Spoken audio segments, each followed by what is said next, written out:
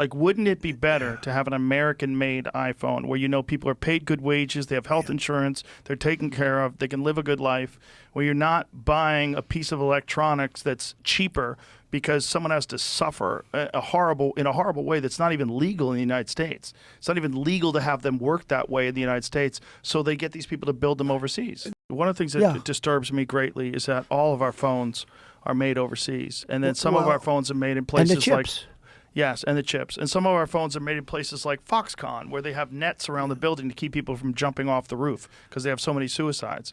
Like, wouldn't it be better to have an American-made iPhone where you know people are paid good wages, they have health insurance, they're taken care of, they can live a good life, where you're not buying a piece of electronics that's cheaper because someone has to suffer in a horrible way that's not even legal in the United States. It's not even legal to have them work that way in the United States, so they get these people to build them overseas. You do it, but let me just say, that chip deal is so bad.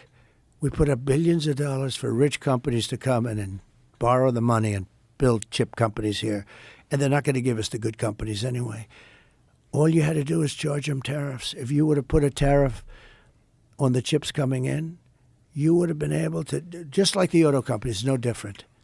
More sophisticated, but no different. You know, Taiwan, they stole our chip business, okay? They want us to protect, and they want protection. They don't pay us money for the protection, you know? The mob makes you pay money, right? But with these countries that we protect, I got hundreds of billions of dollars from NATO countries that were never paying us. And my biggest fan is Stoltenberg, who just left as the Director General, as a Secretary General. Good guy. He said Bush came, he made a speech. Obama came, he made a speech. Trump came, he said, you guys aren't paying, you got to pay. And they said, will you protect us from Russia if we don't? I said, no, you got to pay if you don't pay. Billions of dollars came in to NATO.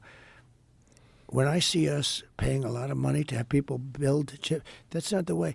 You didn't have to put up 10 cents. You could have done it with a series of tariffs. In other words, you tariff it so high that they will come and build their chip companies for nothing.